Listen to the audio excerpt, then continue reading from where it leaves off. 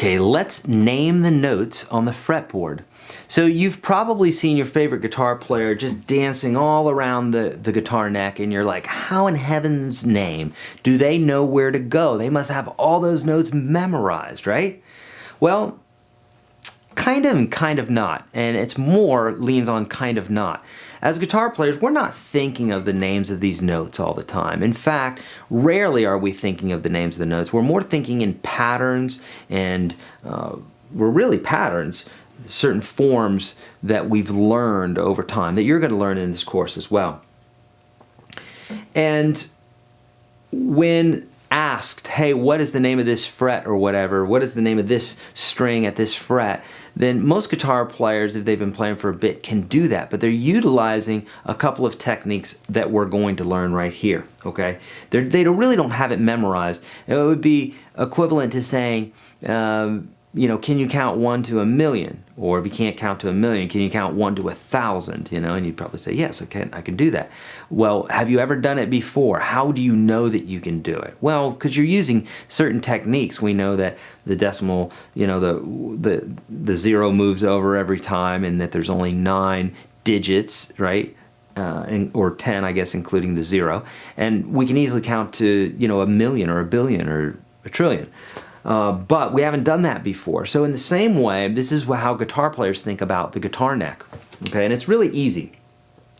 There's really only a couple things that you need to know. Really 2 or 3 things here. And you'll want to make sure that you have the PDF that's attached to this video for that information. Okay. Now, first thing we need to know is we need to know the names of the open strings, which goes like this. And when we mean an open string, we mean we're plucking the string and we don't have our fingers on it, okay? We have our pick on it, but we're not fretting anything, okay? So the names of the open strings, and this is as they should be tuned as well, that's why we name them these, is it goes like this. It goes E, A, D, G, B, and E. Okay? E, A, D, G, B, E. E, A, D, G, B, E. A lot of folks will try to come up with some way to remember that. And the way I always did it with my students was, Eddie ate dynamite, goodbye Eddie. Right? Don't eat dynamite, kids. Right? Eddie ate dynamite, goodbye Eddie. Whatever little mnemonic you need to remember that, then do that. You can use mine, you can use another one, doesn't matter. Eddie ate dynamite, goodbye Eddie. So the first letter of each one of those would represent that string. Okay? Makes sense. So we got that. Now, the other 2 things that we need to know is that the musical alphabet goes from A to G. Just like the regular alphabet goes from A to Z, the musical alphabet goes from A to G. So if you were looking at musical notation or looking at chords, that sort of thing, you're never going to see an H note or an H chord or anything past G. It stops at G and then it starts over again. A, B, C, D, E, F, G, A, B, C, D, E, F, G, A, B, C, D, E, F, G. Does this on the piano, does this on the guitar, does this on every musical instrument. Just about every musical instrument. Those that only have 1 octave, the A, B, C, D, E, F, G, that would be 1 octave, then obviously you're not going to have repeats, you just have the 1. But most musical instruments do repeat. So now that we know that, A through G, then we only need to know one other piece of information, and that is that every note has a sharp except for B and E. Now, if you remember earlier, we said a sharp is when we take a note and we raise it, right? Well, in this case here, we can name a note something sharp, like A sharp or C sharp, and that's an adjective in this case here because we are even though we're using it before the word, it's describing the A. It's a type of A. It's a sharped A. Okay, that's another way we could say a sharped A, but we usually will say A sharp. Okay, so every note has a sharp except for B and E. All right, so all the other notes do. I always tell my students if they want to remember this, think about the Beatles song, Let It Be, B-E. I don't know. It's a weird, my little weird analogy, but it works, okay? So B and E don't have a sharp, right? So if we were going through the alphabet, let's do this, okay? Remember, A through G and B and E don't have a sharp. So our first letter in the alphabet is what? A, right? We said every note has a sharp except for B and E. So does A have a sharp? Yes. So we have A sharp. The next letter in the alphabet is B, right? And sing it if you need to. A, B, C, D, E, F, G. I do it all the time. So B is our next note. Does it have a sharp? Right? B and E don't, right? So the next note would be a C. Okay? No sharps for the B. So does C have a sharp? Yes. So C sharp. It's an actual note. We need to say it. So we have A sharp, B, C, C sharp. What's after C? D. Does D have a sharp? Yes. D sharp. So you want to say D sharp. Don't just say sharp. Just say D sharp because we need to know what that note is. And D sharp is the note, not sharp. Okay? So we have D sharp. What's the next note? A, B, C, D, E. Right? Does E have a sharp? No. Correct. So we have to go straight to F. Does F have a sharp? Yeah. F sharp. Right? A, B, C, D, E, F, G. Does G have a sharp? Yep. G sharp. So we have 12 notes. That's what we call our chromatic scale. That's all the notes. Chroma meaning color. So you can think about it like the rainbow. If we were looking at a rainbow, we'd have red, orange, yellow, blue, indigo, or Roy G. Biv. Red, orange, yellow, green, blue, indigo, violet, right? Those are all our colors. But in between there, we have these different hues, and we can think about the chromatic scale as that. It's including all the colors and all the hues in between it. Later on, you're going to see we're not going to use all those notes when we're playing in a particular key. We're only going to use some of them. Okay, so now without further ado, let's do this on the fretboard, okay? And you want to make sure that you look at the PDF that's attached to this video. I have two of them. One of them, it will cover what I just spoke about. And then there's also a blank fretboard, which what I want you to do with that is to be able to write them in with a pencil or a pen. Preferably a pencil because you could erase if you make a mistake. And you're going to do this on paper, and it's really going to help. Again, once you do this, it's going to stay in your mind, but you do have to really concentrate. Don't try to take a shortcut. It's never a shortcut on the guitar, okay? Always do the work, and then you're not going to forget it, I promise, if you just stick to this, okay? All right, so we're going to start the alphabet, or we're going to start the string by its name. So in the case of an E string, we would start at E, but we're going to start at A just to make this simple. So where's our A string? Remember, Eddie ate dynamite, goodbye Eddie. So Eddie ate. 8 starts with an A, then that's an A string. So we're going to pluck the A. And I've seen this happen all the time, so make sure you don't do it.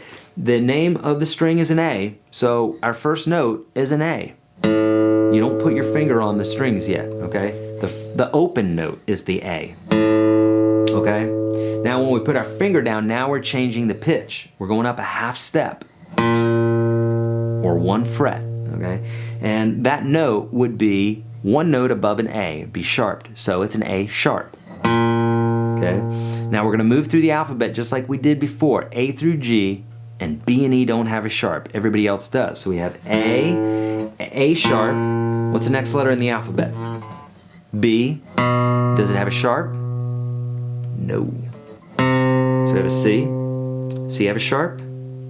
Yep. A, B, C, D.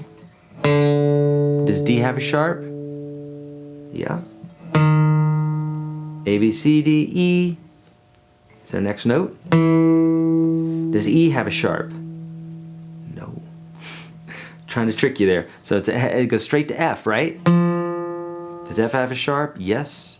A, B, C, D, E, F, G. Does G have a sharp? You bet it does. And then last note is our A again. And that starts the whole sequence over again. So we could have just stopped at G sharp, but I wanted to show you something pretty cool here. When we get to this A, that's the same as this A, except it's one octave higher. So when we call the whole spectrum, the whole musical spectrum, if we go from one note to the next note, to the next note of the same name, that's called an octave, okay? And later on, you're going to see where that makes sense. Oct meaning 8. I know there's 12 notes in between here, but if we were playing a scale, 1, 2, 3, 4, 5, 6, 7, 8, that would be that's where we get the name from. We're not playing all the individual hues of the rainbow here, all the individual notes. We're playing, if we were playing this scale, an A major scale, 1, 2, 3, 4, 5, 6, 7, 1. Okay? So that's why we call that the octave. And when you're writing this out on your paper or you're doing this by hand on your guitar, which you really should be doing both, when you come to the 12th fret, that's the one that typically when you're looking down at the guitar, it's either going to have 2 dots right here on the front or right here on the side, 2 dots, okay? And those 2 dots, remember I said that earlier, I said that means that the octave is starting over again, okay? And that's one thing that we do want to keep cognizant of. And what we could do with that is like if we were to play a lick, like if I wanted to play that same lick but up an octave, I could play it just right there, okay? What's happening vibrationally, or the physics of sound, is if this note right here is vibrating at, say, 110 cycles per second, which I'm pretty sure that A is 110 cycles per second, then right here at the 12th fret, it's vibrating exactly twice as much, so 220 vibrations per second. And then if we went up another octave, that'd be 440 cycles per second. Another octave, 880 cycles per second, right? So a little bit of math can come in here if we would like to use that, right? Okay, let's do one more, and then I want you to do the rest on your own, the rest of the strings. So let's do the E string here. So we're going to pluck the E. We know that's E because it's Eddie, 8 Dynamite, Goodbye Eddie, so that's Eddie, that's E. So here's our E. Does E have a sharp? No. So F, F sharp, A, B, C, D, E, F, G. G has a sharp. What happens here? Well, we start over again, right? So G sharp, what's after G? A, right? Starts over again. Now notice this A on the 5th fret is the same as this A on the open string, the open A string. So those 2 notes